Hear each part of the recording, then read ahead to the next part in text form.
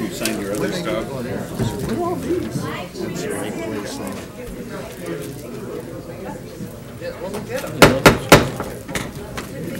I'd like to call the City of Muskegon City Commission Meeting for April 24th, 2012 to order. I'd like to welcome Pastor Josh Deere from Lakeside Baptist Church, who will lead us in prayer to be followed by the pledge. Pastor, thank you. Please pray with me. Heavenly Father, we give you thanks and praise for the gift of another day. We thank you for providing for our needs each day and for blessing us with homes to live in, food to eat, family members to love, neighbors who care about our well-being, and the freedom to gather each week in our local churches to worship you and thank you for your goodness. Lord, even in the midst of our own struggles and disappointments, you still bless us so far beyond what we could ever deserve. Help us to never take your goodness to us for granted. And today we thank you for the city of Muskegon and for permitting us to live together as friends and neighbors in this wonderful place. We thank you also for the city leaders who you've raised up and entrusted with the responsibility of governing over us. We ask you now to govern over their hearts, even as they govern over our lives. Help them to make decisions which honor you and which best serve our great city. Thank you in advance for what you will accomplish in this time and for all of the many ways that you bless each one of us every day. In the name of Jesus Christ our Lord, amen. Amen. Amen.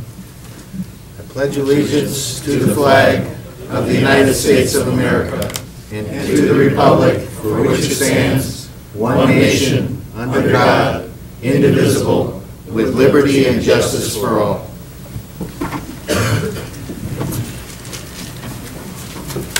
Thank you, Pastor. Pastor is here this evening with his, I don't know if the audience recalls it, we introduced his son about a year ago. He'll be celebrating his first birthday at the end of next month, Luther Martin. So, Pastor, thanks for being here and bringing Luther. Keep us bringing the update back so we watch him grow. Thank you. Roll call, please. Commissioner German? Here. Vice Mayor Gowron? Here. Commissioner Waringo? Here. Commissioner Turnquist? Here. Mayor Warmington? Here. Commissioner Hood?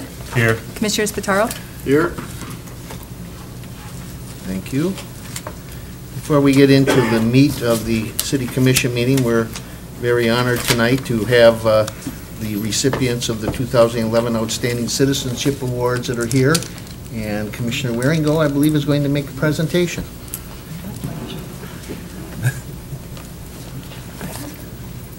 Good evening, everybody. It's my great pleasure and it's a great blessing that we have these two people in our community. Laura Gates, who has been honored previously at the Rotary meeting, but just stand up so we can see you.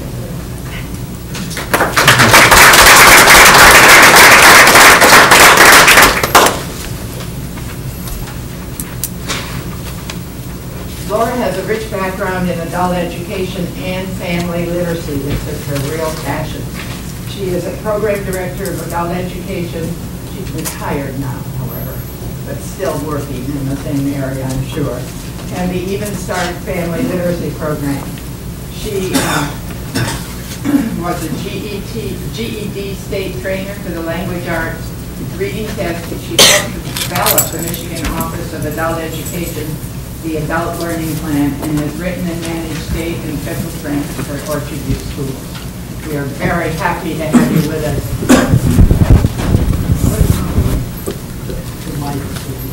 Oh, the microphone. They're saying in the back they can't hear you. Oh, I can't believe that. My children always could, although they pretended they couldn't. Laura was director of the William Gooding Family Even Start program for 12 years and now continues to volunteer her knowledge in family literacy. Can you stand up once more? We're so pleased to know you.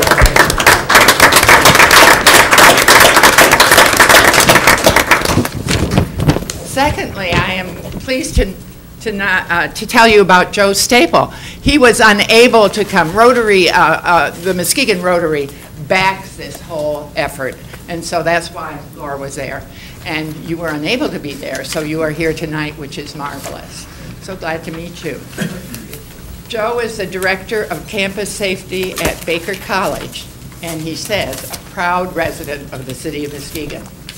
And he has really a passion for the city's beaches and the bike paths, and the walking path.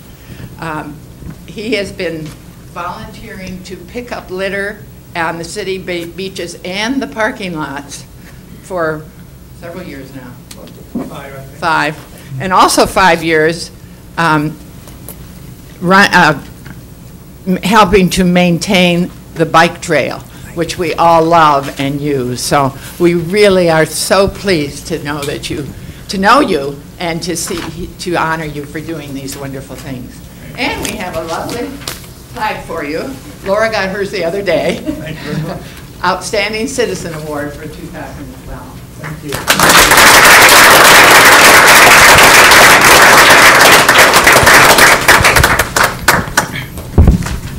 Laura and Joe, thank you very much for what you've done for our community, and it's nice that you were recognized for the work that you've done. I've known Joe for a few years now, and I know that Joe's much more active in the lakeside neighborhood than just the bike trail and the beaches. He's active with the neighborhood association, and sort of, because of his background in law enforcement, sort of the neighborhood watch guy that takes care of that neighborhood. So we appreciate that.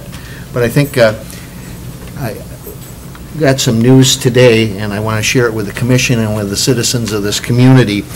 We talk about the recreational trail, bike trail as many call it, throughout the city of Muskegon, but we want to talk about the examples of citizen partnerships that through the Community Foundation for Muskegon County, the city of Muskegon has been very fortunate to have been a part of many of these partnerships. This year, certainly what's going on in Hackley Park from Norma and Joe Horan, the work that's been done out at Pierre Marquette Park through the Eklund family with the lights and life rings that have been done in the past.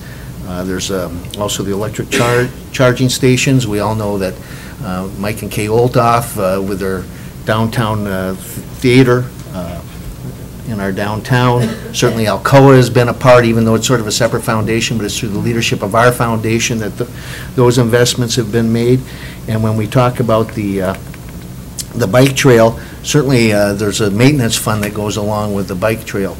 And the city of Muskegon started with their income tax returns, city income tax returns here a few years ago, that people could contribute if they had a refund coming back to go into a fund to help the city do the maintenance costs. In order for a fund, I believe, to become active, it has to reach a $10,000 amount, and we were very fortunate to have Roger and Barbara Brink, who made a substantial donation so that that would become an active fund. Today, Bob Chaplin indicated to me that the advisory committee for the Darling Kathleen Staley Fund are going to make a recommendation to do a $25,000 match challenge that will be carried out through the rest of fiscal year 2012 through December 31st.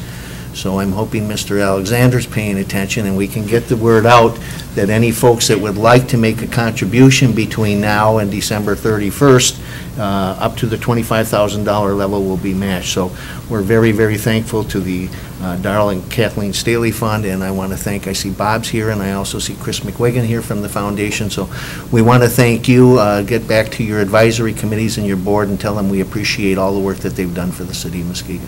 So thank you very much. Thank you. May we have the consent agenda read, please? Approval of minutes, City Clerk, summary request. To approve minutes of the April 9th Commission Work Session and the April 10th City Commission Meeting. Staff recommendation, approval of the minutes. Liquor license request from AJIT Corporation, 1121 East Laketon. City Clerk, summary request. The Liquor Control Commission is seeking local recommendation on a request from AJIT Corporation of 1121 East Laketon for a new SDM license, new Sunday sales permit, AM, and new gas pumps. Staff recommendation, all departments are recommending approval. Rejection of environmental program mowing and trash cleanup bids, planning economic development. Summary request. The contract for mowing of lots and trash cleanup of public and private properties previously held by Freelance Enterprises Incorporated has expired on March 31st, 2012. A request for bids was advertised and 4 companies placed bids. Staff recommendation to formally reject all bids because of deficiencies in the bids and to rebid the contract for the mowing of lots and trash removal on properties located within the city. 2012 water treatment chemical bids, Public Works. Summary request. Recommend endorsement of lowest responsible bidder to supply sodium hypochlorite for the water filtration plant. Staff recommendation. Staff recommends the mayor and city commission endorse the low bid received and enter into contract with KA Steel Chemicals for sodium hypochlorite for 1 year. Approval of contractor for lead abatement and rehabilitation of house at 1733 Mans, Community Neighborhood Services. Summary request. To approve the contract with Jeff Fisher, J.D. Fisher Builders, 123 North 8th Avenue, Fruitport, for the lead abatement and rehabilitation of the home located at 1733 Mans for the cost of $89,780. This project is being financed by Neighborhood Stabilization Funds from the Michigan State Housing Development Authority with possible home funds from HUD. After the lead abatement and rehabilitation is completed, the home will be marketed to sell to an eligible home buyer with an annual income less than 120% of the area median income. City obtained the house at 1733 Mans with Neighborhood Stabilization Program funds. The city received 3 bids. Staff recommendation to approve Community Neighborhood Services Office to develop a contract with J.D. Fisher Builders and direct the mayor and clerk to sign the contract. Security cameras, Public Service Building, Public Works. Summary request. Authorize staff to purchase 12 security cameras and an HDD VR recorder from Lakeshore Security and Electronics, which was the lowest bidder. This will replace the existing system that is not working and is out of date. Staff recommendation, purchase from the low bidder, Lakeshore Security and Electronics. Seaway Industrial Park property sale, City Manager. Summary request. To approve a sale of property in the Seaway Industrial Park to Eastwood Development, LLC, Wood Trucking. Staff recommendation, to approve the purchase agreement, authorize the mayor and clerk to execute it, and authorize city staff to execute all necessary closing documents. Amendment to City's 457 plan to allow for employee hardship loans, finance. Summary request. The city has long offered full-time employees the opportunity to save for retirement through voluntary contributions to a 457 deferred compensation plan. 457 plans are similar to 401k plans in the private sector. The 457 plan is completely separate from the city's defined benefit and defined contribution retirement programs. Once an employee contributes money to the 457 plan, it can be withdrawn only when the employee separates service or in the case of extreme financial hardship.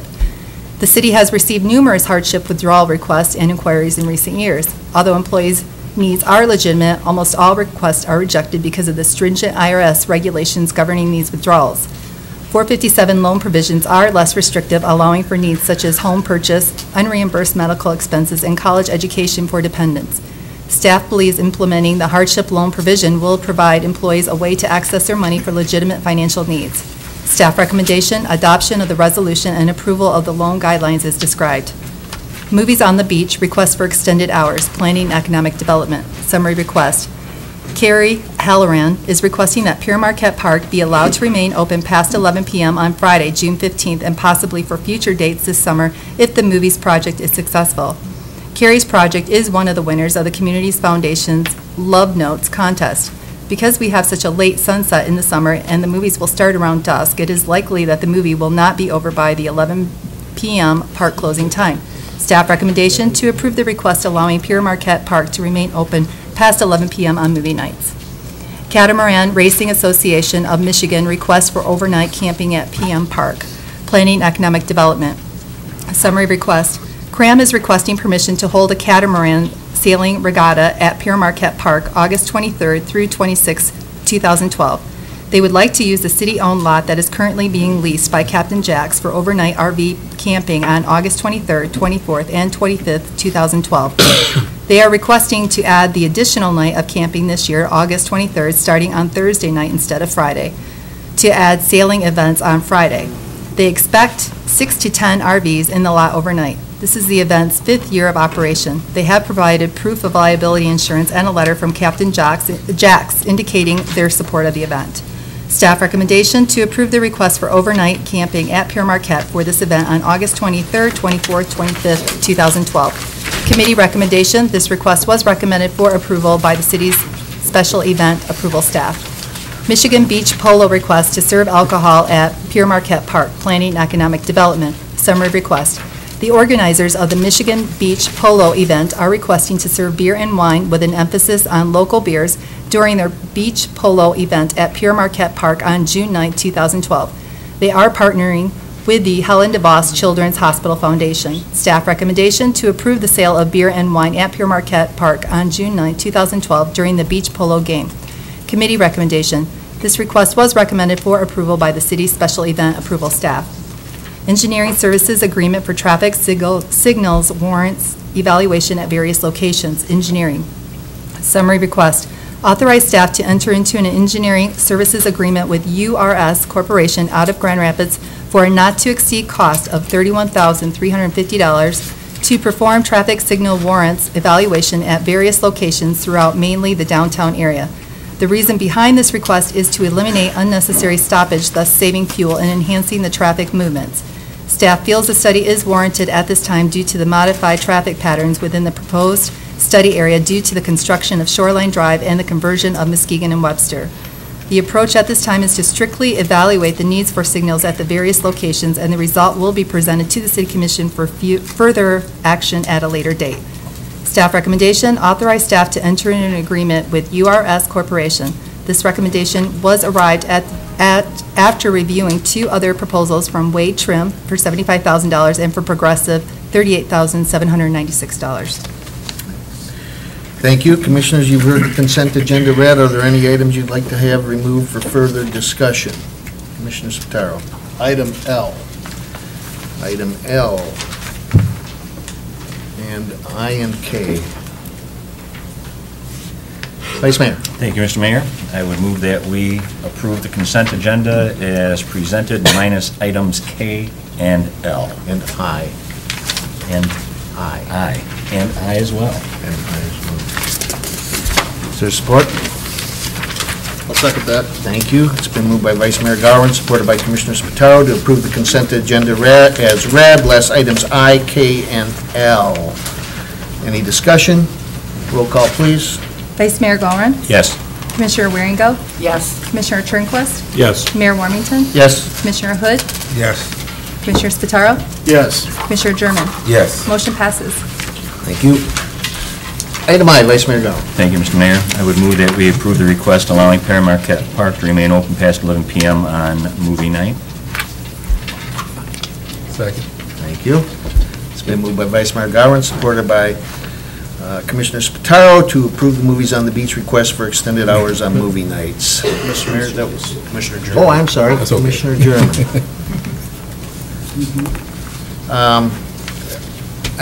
Who's staff on this, Kathy? Kathy. I think this is a great idea, and I guess my only concern is that because it's being proposed for one night with the possibility of other nights, that I would prefer to see that any other movie nights, other than the first one, be approved by staff, just in case there's something that comes up that may be an issue that we may want to have some discussion on with the promoter of this.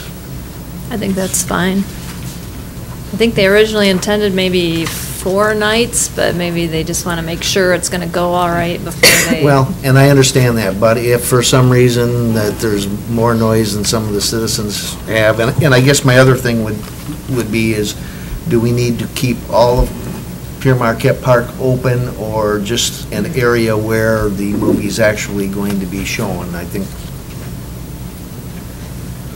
I'm sure that's probably just a... I don't know how we do that exactly, but we could try to keep it just to the area where the movies are. well, do you know where they're planning on showing the movie? Probably close to, they're going to need electricity, so it's probably going to be close to the beach house area. All right, so say from Yeah, Lakeshore Drive, we put up a sign to or the something south, saying, for could still movie be closed. attendance or something, we could probably do that. do we need to amend the motion? And I don't know what the commissioners feel about those items that I brought up, but that the motion has to be amended. Would the commission seem to be in agreement with those? Yes. All right. Thank you. Any other discussion? Roll call, please. Commissioner Waringo? Yes. Commissioner Turnquist? Yes. Mayor Warmington? Yes. Commissioner Hood? Yes. Commissioner Spataro? Yes. Commissioner German? Yes. Vice Mayor Gowron? Yes. Motion passes. Okay, thank you. Item K, Vice Mayor Gowron. I would move that the request to serve alcohol at Pear Marquette Park for the Michigan Beach polo event be approved. Second. Thank you. It's been moved by Vice Mayor Gowron, supported by Commissioner Waringo, to approve the Michigan Beach polo request to serve alcohol at Pear Marquette Park. Staff recommendation here is to approve the sale of beer and wine at Pear Marquette Park on June 9th during the beach polo game. And will the beach polo game be going to 11 o'clock at night? No, I do not believe so. So my point would be, is it just for that day up until 11 o'clock, or will we be, if the game ends at 6, is that when, if they were still continuing to serve, would we be going back to them and saying, you got to close at 6? And I believe the license. Right, it would just be for the time of the event. I mean, we're not going to let them Okay. continue. All right, well, I just once. said, it said during the beach polo game. Sure, so yep. I wouldn't think, okay. Any other questions? Roll call, please. Commissioner Turnquist? Yes. Mayor Warmington? Yes. Commissioner Hood? Yes. Commissioner Spataro? Yes. Commissioner German? Yes. Vice Mayor Gowron? Yes. Commissioner Waringo? Yes. Motion passes. Thank you. Item L, Commissioner Spataro. Yeah, I would move that we approve the engineering services agreement for traffic signals warrants evaluation at the various locations downtown to URS Corporation. Second? It's been moved by Commissioner Spataro, supported by Vice Mayor Gowron, to approve the engineering services agreement for traffic signals with warrants evaluation at various locations with URS Corporation. Commissioner Spataro. Thank you. Yeah, the reason I wanted to discuss this is a couple things. One, I think with the new traffic pattern, we do need to evaluate this, but I want to make sure that we're all in agreement on what the outcome we're looking for would be. You know, most of, not everybody, but a lot of folks who are going through and don't want to stop at stoplights are taking Shoreline Drive. And as far as traffic that wants to patronize businesses and so on, it seems to be working fairly well. Speeds are actually at the speed limit. I mean, the speed limit hasn't changed, but I can't tell you the number of people over the years who have said, why did you lower the speed limit on Muskegon and Webster? Well, no, we didn't. But people are now driving the speed limit. So I want to make sure that we don't set up a situation where we turn those two streets back into a racetrack. That would not be beneficial to the businesses. I mean, all the research that we've looked at prior to this shows that speeds over 30 miles an hour actually takes business away as opposed to increases business, even though there might be higher volume. And the other thing is that I want to make sure that they're also evaluating the cross traffic. One of the reasons for turning Muskegon and Webster back were to knit the neighborhood immediately south of downtown back to downtown. And yet, the way the lights are still timed, particularly if you're like on Jefferson or 4th Street, that north-south traffic flow is still really impeded. So I just want to make sure that we're all on the same page with what we're looking for out of this, and that we don't end up with a situation where everything's geared up so there's no traffic control devices on Muskegon and Webster and people can get back up to 50 miles an hour like they were before the turnback. Thank you, Your Honor. I guess my comment would be is that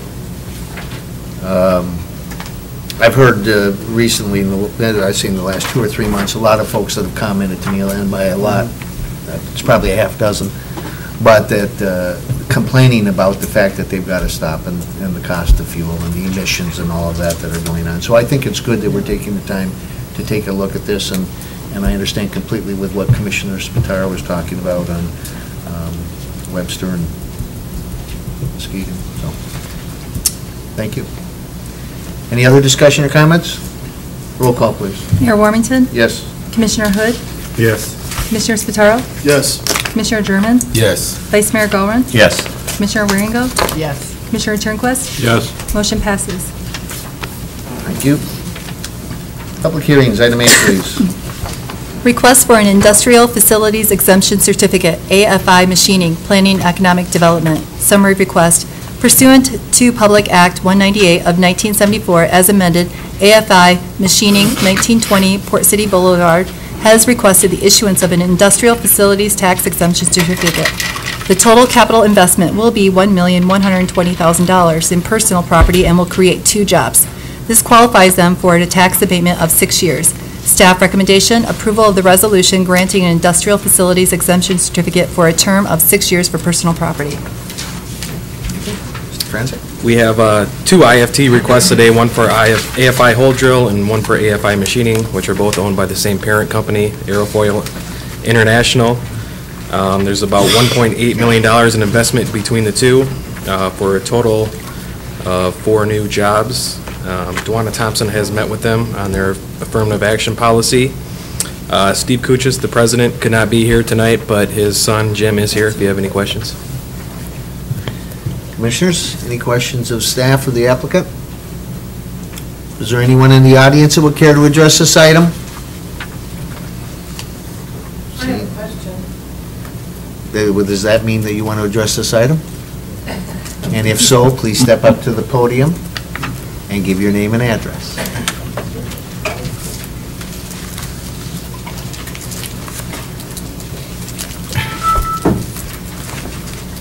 I'm Shanti Davy, 4380 Hackley Point Lane, Norton Shores. I was just wondering, for that amount, for that many years of tax abatement, what would the figure be that they're getting for 4 new jobs? Doesn't seem like very many new jobs. That's my question. Okay. Maybe you can answer it? Tim, I believe we have that in the staff packets. It shows the total abatement amount on the summary sheets. I don't have those figures in front of me.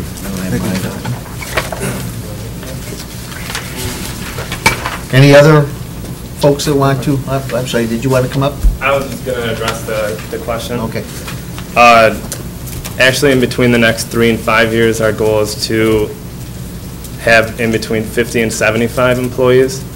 The actual goal in the next 3 years is just what our sales forecasts are for, and that's why we've only stated that we could guarantee 4 jobs. But if the forecast goes as planned, we're looking to hire an additional 30 people actually within the next 3 to 5 years if everything goes well.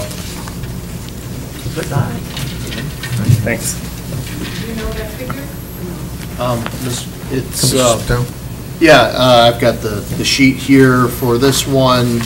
The total new taxes generated for the city only is $6,200, and the value of the abatement for the period of time is $3,100 annually. And that would be new taxes. Yeah, so we're receiving $3,100 in new taxes by doing this, and they're paying $3,100 less than they would otherwise by the abatement. All right. Thank you so much. Thank you, Commissioner. Thank you. Any other comments from the audience? Roll call, please. I'm sorry, I thought we did that. Somebody want to make a motion? I'll make a motion. Thank you, Vice Mayor. I'll be happy to make a motion. I would move that we close the public hearing and approve the resolution granting an industrial facilities exemption certificate for a period of 6 years for personal property to AFI Machining. Second. It's been moved by Vice Mayor Gowron, supported by Commissioner German, to close the public hearing and approve the request for an industry facilities exemption certificate for AFI Machining. Any discussion? Roll call, please. Commissioner Hood? Yes. Commissioner Spataro? Yes. Commissioner German? Yes. Vice Mayor Gowron? Yes. Commissioner Waringo? Yes. Commissioner Turnquist? Yes. Mayor Warmington? Yes. Motion passes. Thank you. Item B, please. Request for an Industrial Facilities Exemption Certificate, AFI Hold Drill, Planning Economic Development. Summary request. Pursuant to Public Act 198 of 1974 as amended, AFI Hold Drill 1920 Port City Boulevard has requested the issuance of an Industrial Facilities Tax Exemption Certificate. The total capital investment will be $599,800 in personal property and will create 2 jobs. This qualifies them for a tax abatement of 6 years under the current city policy. Staff recommendation, approval of the resolution granting an Industrial Facilities Exemption Certificate for a term of 6 years for personal property. Thank you. Any questions of staff? Is there anyone in the audience who would care to address this item? Mr. Spataro. Thank you. Well, seeing no public comment, I would move that we close the public hearing and grant the request for an Industrial Facilities Exemption Certificate for AFI Hold Drill as described. Second. Thank you. It's been moved by Commissioner Spataro, supported by Vice Mayor Gowan, to close the public hearing and approve the request for an Industrial Facilities Exemption Certificate for AFI Hold Drill. Any discussion? Roll call, please. Commissioner Spataro? Yes. Commissioner German? Yes. Vice Mayor Gowron? Yes.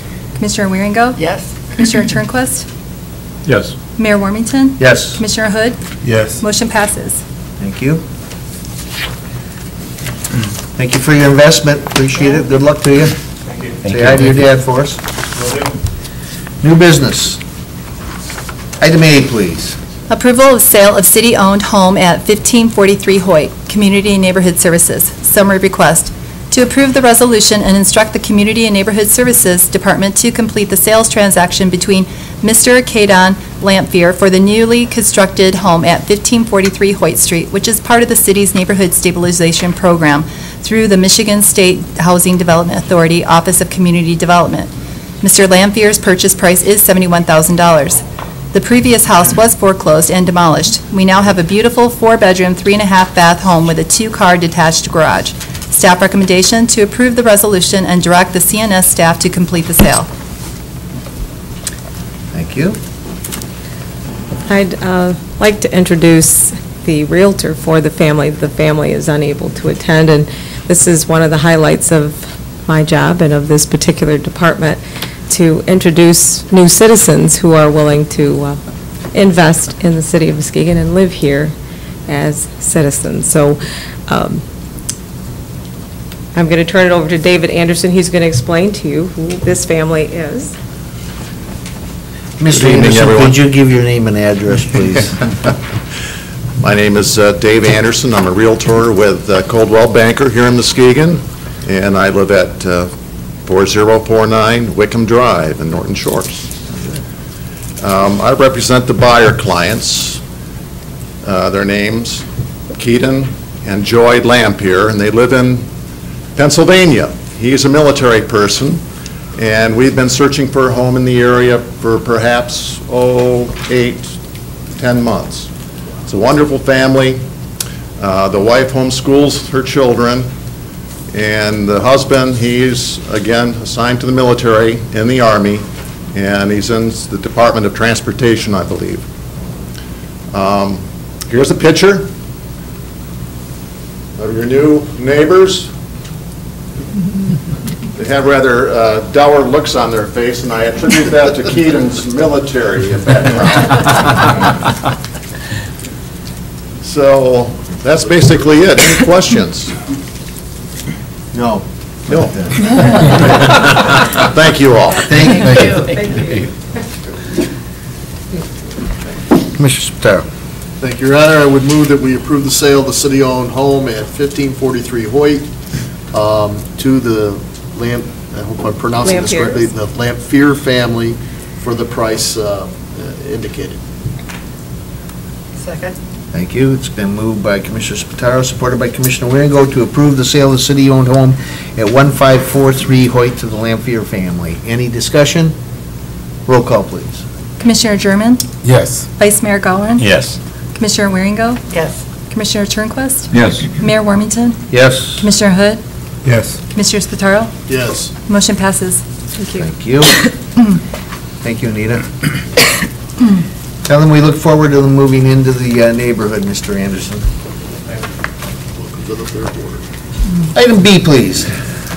Ballot Resolution, Civil Service, City Manager, summary request to approve a resolution to place a question on the November 2012 election ballot to eliminate civil service from the city charter. Staff recommendation to approve the resolution. Thank you. Commissioner Spataro. Oh, thank you, Your Honor. I would move that we approve the resolution to place the elimination of the civil service to be replaced with a personnel system on the ballot for November. Second. Thank you. It's been moved by Commissioner Spataro, supported by Commissioner German, to approve the resolution to place a question on the November 2012 election ballot to eliminate civil service from the city charter. Is there any discussion? Commissioner Spataro. There's a couple things. I've noticed, I do read the Chronicle, and it's MY Media Group, and the folks who like to comment on the articles thereon. And already people are mischaracterizing what this is about.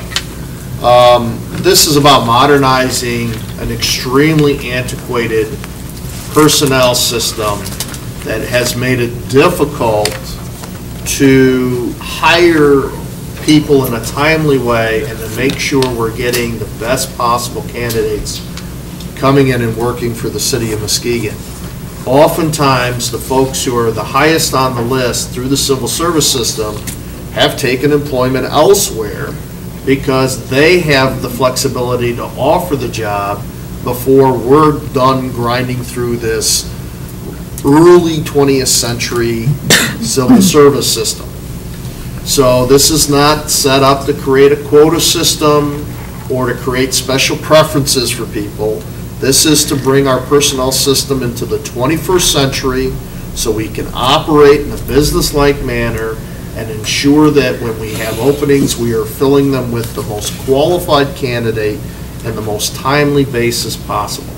And I think we just need to keep reminding people of that. It's about getting the most qualified person, ideally somebody who's looking for work here in Muskegon County, in a timely basis, and to modernize this system that was set up in 1930, I think it was? 35? So I think it's time for an upgrade. Thank you, Your Honor. Thank you. Any other discussion? Question. Now, this has been on the ballot before, correct? Oh, yes. Yeah. Now, could it be that the language and how it was worded made some of the residents, not pass this? I guess I'm kind of just recommending that it be in a language where it's pretty straightforward, where it won't confuse voters on which way to vote, not just kind of giving them, a way where it looks this way, but just to have them just pretty much understand it cut and dry. So I'm just kind of would like to see something like that, a straightforward language without any thing that would deter them from voting. Right. Sure. Commissioner, the ballot language is on the second to the last page on the resolution. If this body would like to work on that ballot language, I would suggest then a tabling of this to allow time to make changes on the ballot language. And would that be ready for the November election? Yes. Oh, okay. Well, we'd have to do it long before that. If we did it, yeah.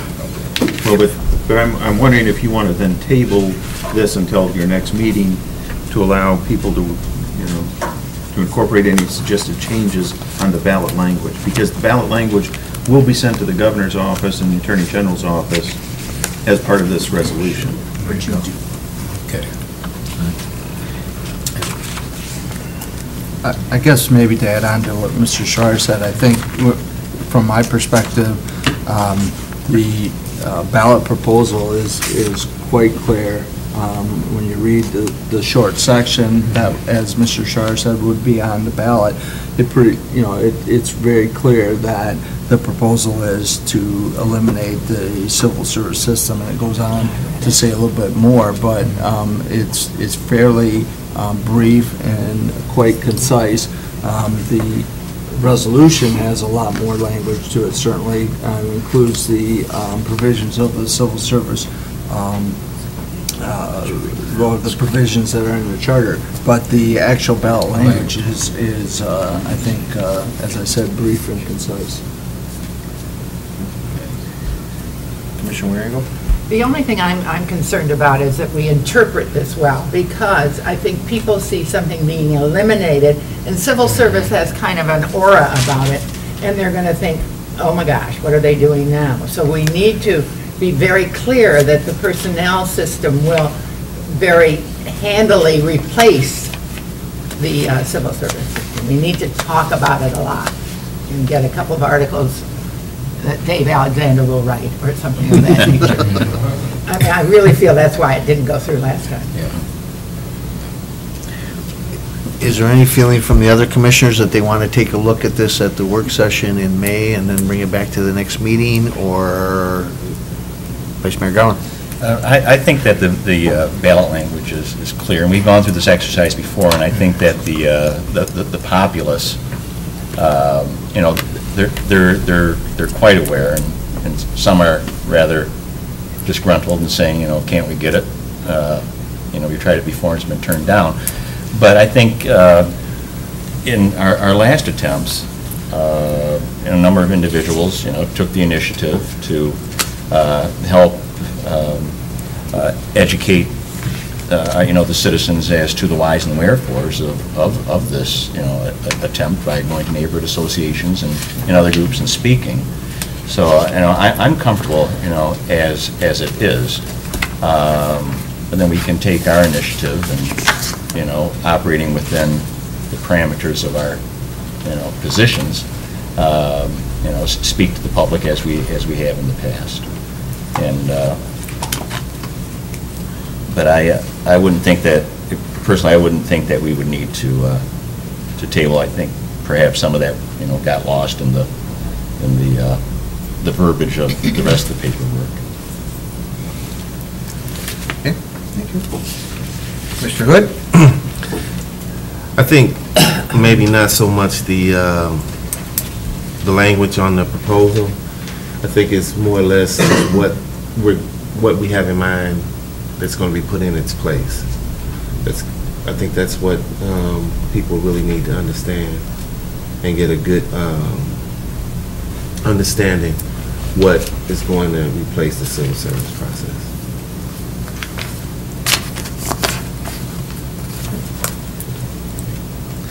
Well, I think those are all good points. Perhaps what we could do is we could do a little items that you think that need to be cleared, or any of us think need to be clear, is put it in a question form, put it in an answer form, and then we can put it on our website and make it available if any of us wanted to print some out to share with neighborhood associations and those type of things. But some work that maybe that we'll have to do as we prepare to go forward, if in fact this passes. Okay? Is that all right with everyone? Okay. Any other discussion? Roll call, please. Vice Mayor Gowan? Yes. Commissioner Waringo? Yes. Commissioner Turnquist? Yes. Mayor Warmington? Yes. Commissioner Hood? Yes. Commissioner Spataro? Yes. Commissioner German? Yes. Motion passes. Thank you. Item C, please. Muskegon Lake Shoreline Restoration, Public Works, summary request. Consider the West Michigan Shoreline Regional Development Commission's request to restore another section of the Muskegon Lake shoreline as per the letter and map. Staff recommendation, approve the request since the proposed work includes the cleanup of the area adjacent to the bike path from all debris. Thank you. Commissioner Spataro. Thank you, Your Honor. I would move that we approve the request for the Muskegon Lake shoreline restoration and all the other parts of it as described. Second. It's Been moved by Commissioner Spataro, supported by Vice Mayor Gowan, to approve the request for the West Michigan Shoreline Regional Development Commissions to restore a section of the Muskegon Lake shoreline. Is there any discussion, Commissioner Spataro? Certainly. Is there something you could perhaps describe the proposed project so people know where we're talking about and what kind of things would be done?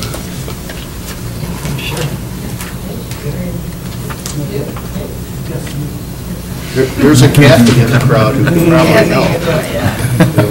There we go. Kathy Evans, West Michigan Shoreline Regional Development Commission. The proposed restoration, I think you have this map showing kind of clearly the location of this. This is a very kind of a superficial type of restoration. We're taking a lot of the debris, broken concrete, things that you kind of see on the surface out of there. We'll be managing a lot of the invasive species. There's honeysuckle, which is a shrub that invades and doesn't allow other native plants to grow. We'll be taking out some of the larger trees that are actually invasive too, the black locust. There's quite a bit of that in that area too. And when that comes up as little sprouts, if you cut a big tree, a lot of little sprouts will come up. It's very thorny, and it just really kind of does the same thing as honeysuckle. It just kind of invades the area and then nothing else grows. It obliterates the view of the lake as well. So what we'll do is we'll remove those things and we'll replace with native plants. We're not really going out far into the water with this project, and we're containing the area primarily between the trail and the lake shore edge. We do have a project that I'll come back to you on in the future that will do some more work offshore, underwater, in that area where there's a lot of historic slabwood. But this particular project is not that one, and this is just confining to the kind of beach area, if you will.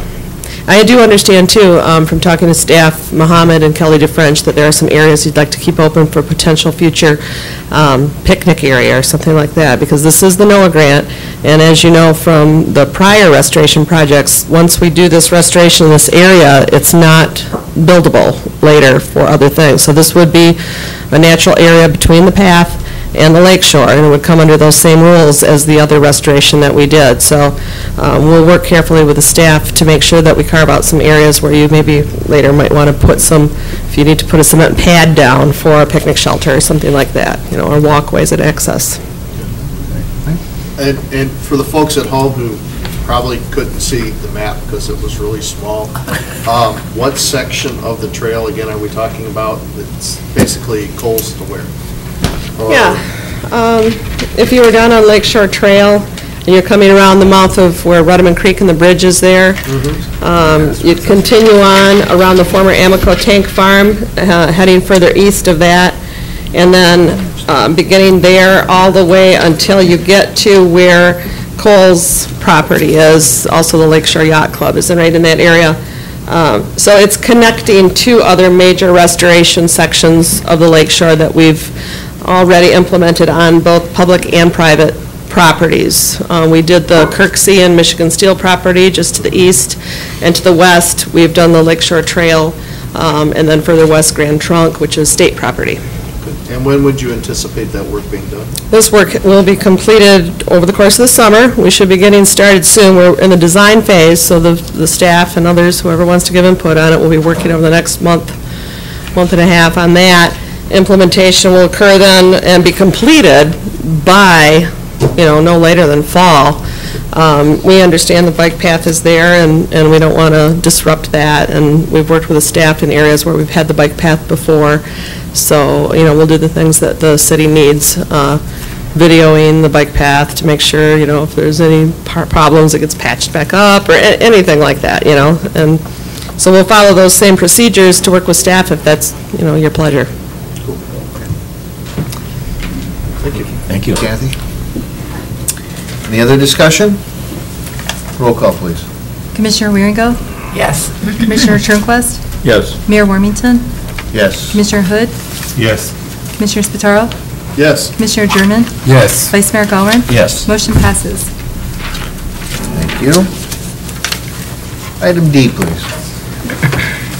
Concurrence with the Housing Board of Appeals notice in order to demolish the following: public safety. 557 West Clay Avenue, 28 Delaware Avenue, Area 11, 1469 6th Street, Area 10. Summary request. This is to request that the City Commission concur with the findings of the Housing Board of Appeals that the structures are unsafe, substandard, a public nuisance, and that they be demolished within 30 days. It is further requested that administration be directed to obtain bids for the demolition of the structures, and that the mayor and city clerk be authorized and directed to execute a contract for demolition with the lowest responsible bidder. Staff recommendation to concur with the Housing Board of Appeals decision to demolish. Thank you. I believe we have someone in here to speak on 557 West Clay Avenue. I received a slip on that. Is there anyone here to discuss 28 Delaware Avenue or 1469 6th Street? Commissioner Spataro. Seeing no one, I would move that we concur with the Housing Board of Appeals notice in order to demolish 28 Delaware Avenue and 1469 6th Street. Second. It's been moved by Commissioner Spataro, supported by Vice Mayor Gowan, to approve and concur with the Housing Board of Appeals notice in order to demolish 28 Delaware Avenue and 1469 6th Street. Is there any discussion? Roll call, please. Commissioner Turnquist? Yes. Mayor Warmington? Yes. Commissioner Hood? Yes. Commissioner Spataro? Yes. Commissioner German? Yes. Vice Mayor Gowan? Yes. Commissioner Waringo? Yes. Motion passes. Thank you. All right.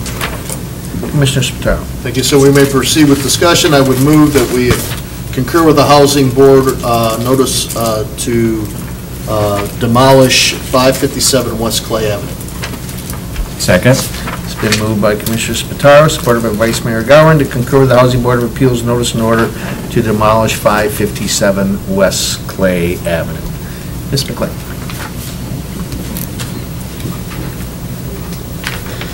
Jody McLean, 1561 6th Street. I'm here, I was out of Muskegon for 2 years. I had to go back and take care of my father, and I just got back in November and have just recently found out about this moving to demolish the building, and I have been in a lot of speaking with the owner and looking at the property, and I just want to say that I really do not approve of the way that the demolition is being, going forward. I looked at some of the past history. It was taken off of the dangerous building list. It was put back on the dangerous building list with some of the things that they knew was already, when it was taken off of the dangerous building list, that were still a part of the inner part. However, he was given the ability to use the back portion as an office and the garage. So what I am asking this commission to do is I would ask that you would table this for at least 30 days. Scott did go and approach the inspections department this morning unwillingly. I wouldn't say unwillingly, but this has been a fight with the city for years, and it's not just Scott, it has all of the history. And for this to be pushed and pushed for this demolition before the festivals come is just a foreshadowing, and again, of what happened with his uncle's property.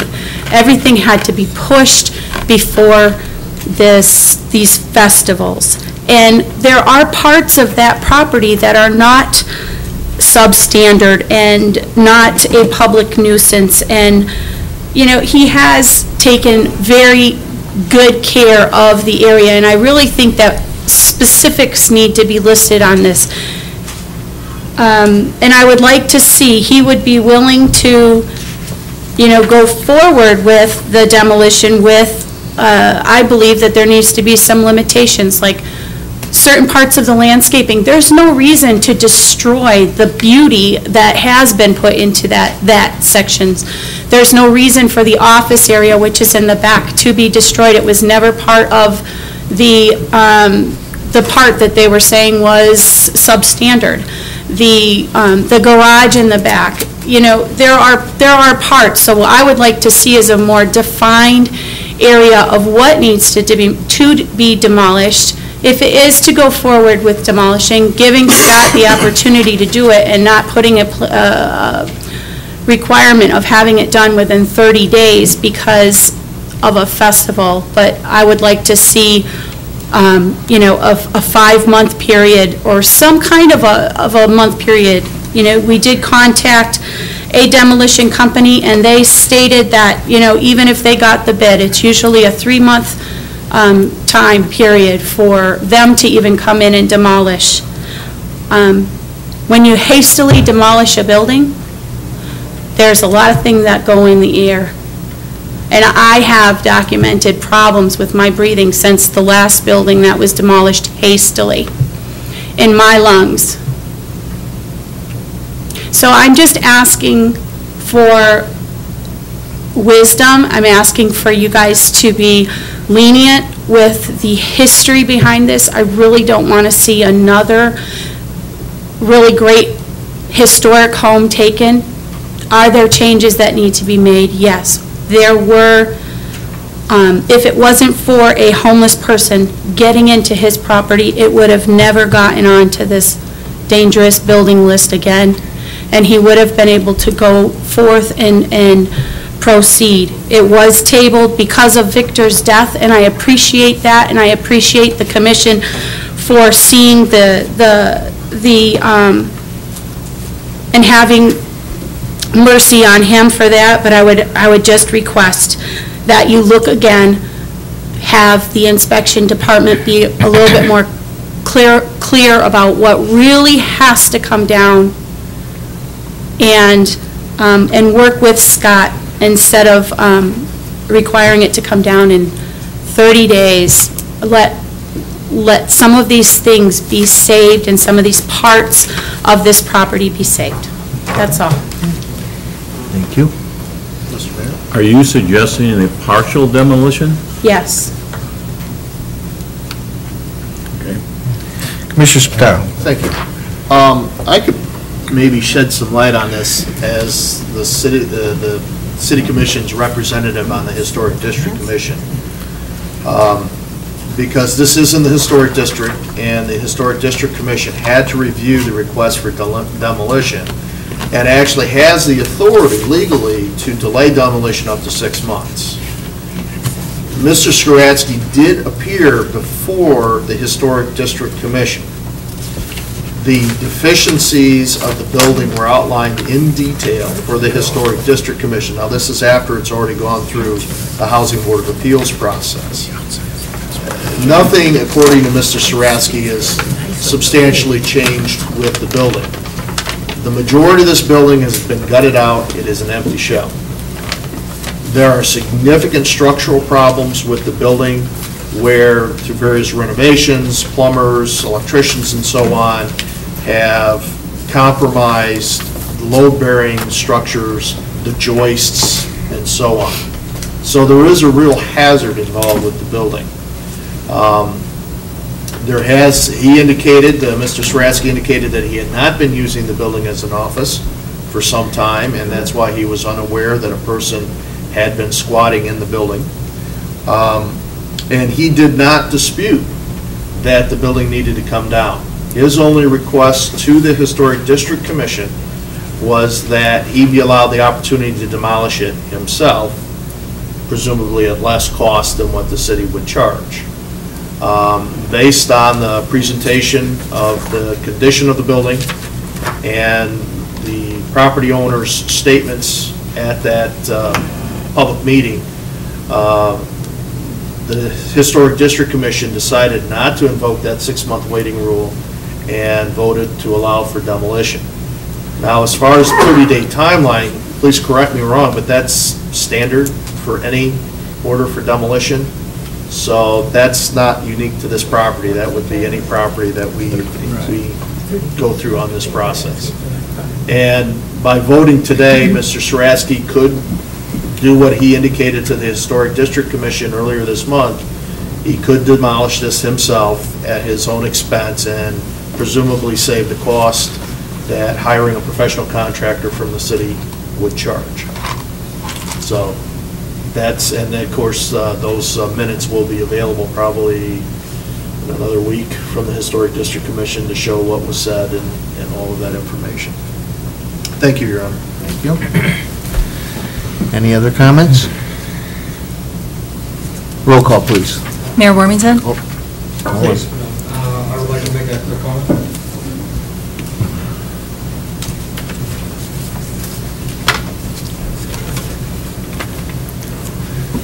Yes, David Nye, 1495 Westwood Circle, Norton Shores.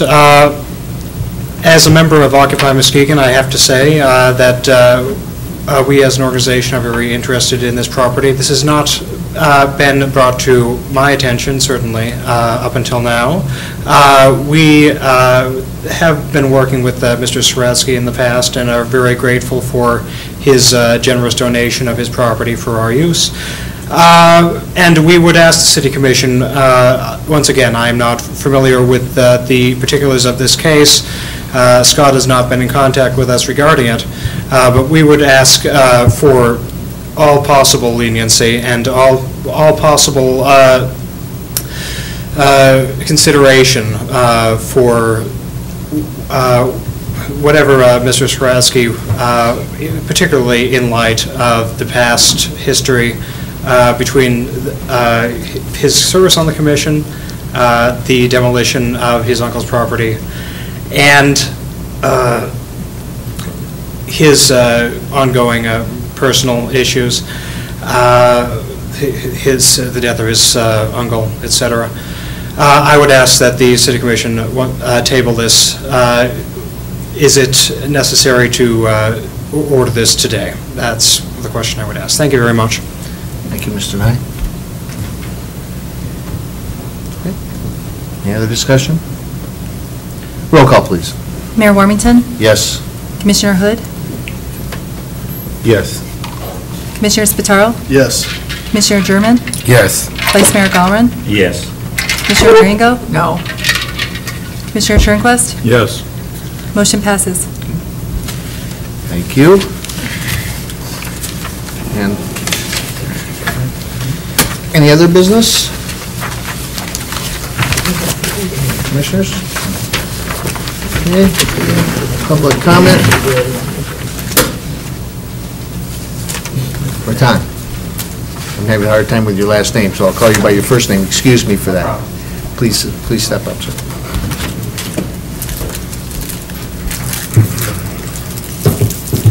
Good evening. My name is Ratan. Last name is Khatri, and my business address in Muskegon is 1478 East Ellis Road in Norton Shores, Michigan. And I personally own quite a bit of property in Muskegon County. And also a couple years ago, I started a business called RKP Management to manage property for other property owners and investors here in Muskegon. About a year ago, I approached the council here, or the commission here, excuse me, and about potential conflict in policies regarding rental housing in terms of vacancy and occupancy permits and so forth. And I brought this to the attention of the commission last year, and unfortunately, the same party that, one of the parties that I manage a property for, has recently been invoiced $2,000 for a vacant building that is not vacant. Last year, he was charged $1,000, and I filed an appeal on a timely basis, provided proof that the property had been listed for sale for several years prior to that, and that particular appeal was denied because of occupancy requirements. And the property was purchased, I believe, in 08 or 09. The address, by the way, is 1626 Pine Street, so forgive me for not stating that. And the property owners have owned it for several years. They purchased it with the intent of rehab and resale, as many other investors used to do, to improve the quality of the stock in Muskegon County. And myself, as I said, I own some property, and I think I've been a good private citizen with maintaining my properties that I rent and maintaining the requirements and so forth, and also as a corporate citizen for the properties that I manage for other people. The issue here is on the application for a vacant building. It clearly states that you can get a waiver if you can demonstrate that the property is actively being marketed for sale or for lease. In this particular case, it definitely had been listed even prior to the original invoice of $500, and Unfortunately, the owners of the property were not aware that they had received this and did not appeal it on a timely basis. So last year, I did pay that $500 from the proceeds. And in the course of the last 12 months, I've been able to manage the property and pay off about 4 years' worth of back taxes. As of today's date, the property is entirely up to date in terms of taxes and so forth, but is being billed another $2,000 for a vacant building where it was listed for sale. So that's one set of rules, and the other set of rules is you can't get an occupancy permit unless all the taxes are current, even if the property is brand new. So my contention, or my thing that I want to make aware again to the commission is either the property is vacant or it's not vacant. And you can't charge for both and squeeze an investor, squeeze a citizen of the county and the city here for fees when the property was definitely up to code, but unfortunately the taxes weren't current, but then the registration was filed that it's not vacant, and still get a fee for that. So far, $500 has already been paid, $1,000 went to collection, and $2,000 has just been recently invoiced, which I'm going to appeal that recently, and I had a conversation with, I don't know where she went, Hope. And, but there's a moral conflict there and a moral problem there, because someone who's trying to rehab a property, improve the quality of the stock, and create a homeowner, and then when the market unfortunately changed for all of us, you know, we've all been suffering through this crisis. Revenues are down, taxes are down, and a lot of folks are not having jobs and they can't qualify to buy a house or have the credit to qualify in terms of financing. So we're just in this loop here, unfortunately. So on the one hand, you're trying to maintain a property, and on the other hand, you're getting billed $1,000 and $2,000 for property that's not vacant. So I wanted to bring this conflict between the regulations again to the commission, and I'm going to try to resolve it with the city planning department and inspections department.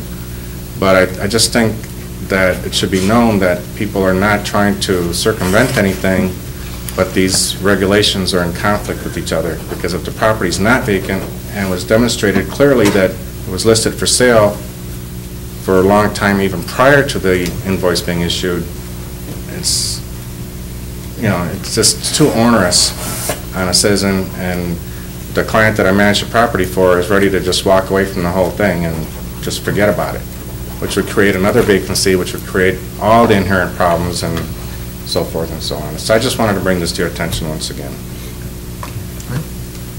Thank you. Any questions? Thank you very much. All right, thank you very much. I'm going to try to resolve this with the planning department tomorrow and this week. And if any of you have any advice or counsel for me on what direction to proceed, and I would really appreciate that, because I feel like I'm caught in a standoff situation, and I would like to resolve this, you know, in a nice manner for my client. All right, good. Thank you. Thank you. Thank you.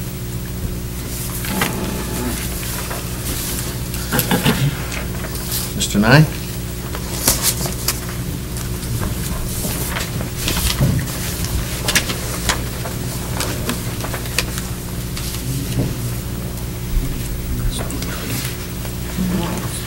Good evening. My name is Roger Nye. I live at 1495 Westwood Circle in Norton Shores. And I'd simply like to speak out on the issue of freedom of information. My good friend Dan Mills and fellow member of Occupy Muskegon has been trying for the public good to obtain certain information about the SAPI site documentation that's been submitted to the city. The bar has been continually raised for him. He was quoted a price of $300 to get the information, the number of documents being unspecified. He came up with the money, and the latest I heard is that the price was then risen to $750. If I'm wrong about this, please let me know, but this is my understanding of the situation as it stands right now. I don't think this is right. I think that when so central a concern as the SAPI site becomes an issue in the community, I think there should be as much information available to the citizenry as possible. We are all stakeholders in this matter, whether we actually live within the city limits or not. We drink the water from the lake, we swim in the lake, we fish in the lake. What happens to the lake and the shoreline affects us all. And so I'm hoping that some sort of deal can be reached whereby this information can become public, made available to the public either through the library system or some other means, and so we can stop having this as a bone of contention. Thank you. Thank you, Mr. Knight. Mr. Mills?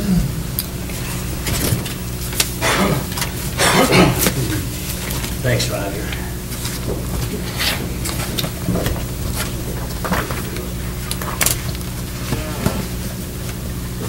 Yeah, my name's Dan Mills, 1817 Mills Avenue, 49445.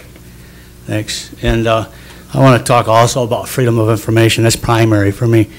This Sappy property and what's happening over there is great concern, but that's secondary to what I think is fundamental in a democracy, and that's freedom of accurate information.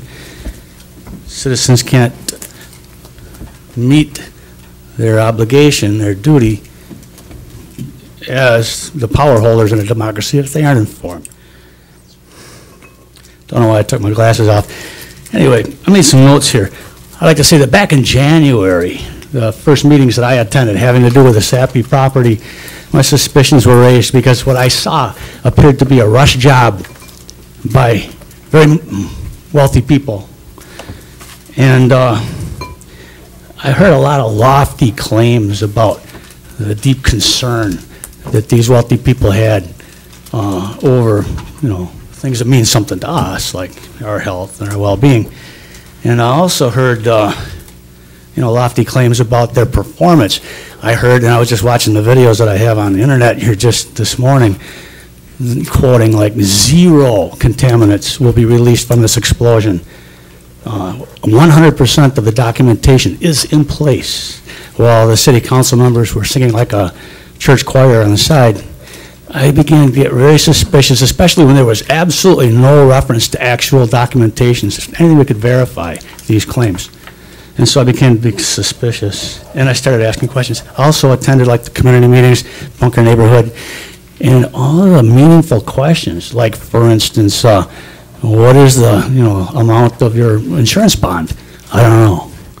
Are you in a floodplain down there? I don't know.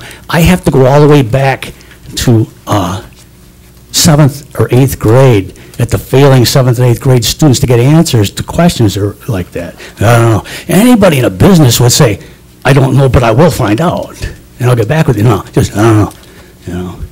What kind of permits do you have to have in place before you blow up a smokestack? I don't know. This is what he said in this meeting. So I started thinking, there's something really funny going on here. And I was asking, for documents from the city and the county. County claimed they didn't have any, so the city probably does. City members said that the city has documents. Talk to the manager. And the city should have documents because they're making decisions here that affect other people. And so I expected they would have documentation like they claim to have. And so I asked for that. And I'm telling you, any other group that I worked with, if they're making decisions that affect other people, you say, hey, look, I want to see the documentation. They want to share that responsibility. They'll lay it right out for you, not here. And so I began to be very suspicious. And I filed finally a Freedom of Information request, which is another legal document. When you're talking legal documents, you're talking attorneys in court.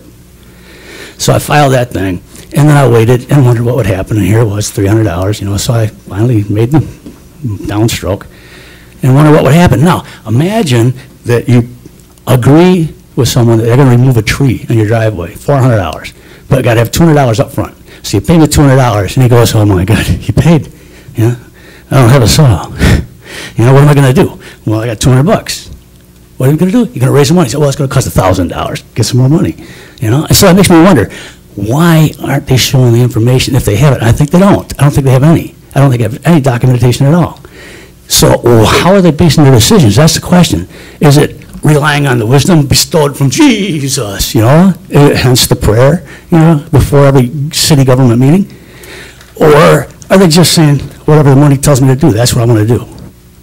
Now, I ask them, but I never get any answers. So I'm asking you, what do you think?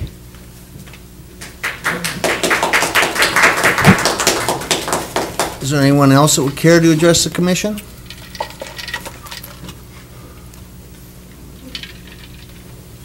I want to acknowledge that Kim Mahoney, Chairman of the County Commission, is here tonight. Commissioner, I don't know if you want to say anything after this is through, but we're glad that you're here. Always interested in being here. Thank you. Second and fourth Tuesday of the month. Shani? Name and address again, please. Shanti Davy, 4380 Hackley Point Lane, Norton Shores. Well, of course, you all know that, I see a bright new future for Muskegon, where the community leaders and the people work together for the benefit of all of us. And, that includes cleaning up Sappy, and it includes transparency in government. It includes, nice clean jobs coming to the area. But I think it also it includes common sense in government. I also requested some information, and I've got a Freedom of Information Act letter back, and the information that I asked for was the annual budget for fluoride in the water, for the fluoridation of the water. And first person I asked seemed very friendly, and sure, I'll call you tomorrow with that. And I got a call the next day saying, file a Freedom of Information Act. Now, I don't know if the budget of the city or that kind of thing could be online somewhere, but it's a simple one figure that should be on a computer that someone could look up and call. Instead, the time was spent, the taxpayer paid for this person to write the letter and send it and tell me it'd be $40 and a half hour's work for that information. Who gets $80 an hour here? For their work. I don't know. But I've already paid for someone to write this letter, or at least the taxpayers of Muskegon have. So, but, I just feel like, that's ridiculous that you wouldn't just give me that figure. So I don't know. The other thing that Dan points out is there's no fee structure. There's no way of finding out how much it really costs to get this information. Do you have anything like that? Do you have any pamphlets or information that tell how everything's figured out? Because that would be a good idea. And I'm going to go forward without the information, because I think when I eventually do, it won't make me look bad, it'll make our government look bad. So if you have any information about where I can find the information online, which seems like, people should be able to find that kind of information online, it would free up staff time, and, So if anyone has any information on that, I'd like to hear it. Not off the top of my head. What? Not off the top of my head, I don't. Okay. Well, I'll be back, so. Look forward to it. Second and fourth Tuesday of the month. Monday before the first Tuesday is work session. Thank you for your time. Thank you. Thank you. Anyone else care to address the commission? Need your name and address, please. Nell Schaefer, 1527 6th Street. I'm here also to speak about the Freedom of Information Act requests. I think, just to bring up a couple points, is that I do think it should be more affordable than $300 or $750 for people to get information. And for a couple reasons, I think that we have to also think about if it becomes a high cost, then who has access to that information? And I'd be concerned that in the city of Muskegon, we have a lot of low-income people, and that already there's not a lot of participation that I see in local government or local issues. There is participation, but I think that, in my view, it would be great to have even more participation. And I think making information available can really help with that. And we also need to be honest about what are the reasons that people aren't participating. And I think that's because things seem inaccessible, and also people feel disenfranchised when people don't listen, right?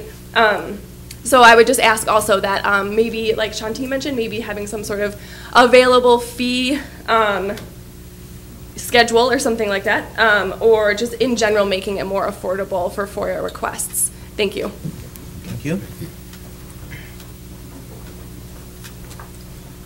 Anyone else? Commissioner Hood. If there is nothing else, I move to adjourn. Second. All in favor, say aye. Aye. Aye. Thank you very much.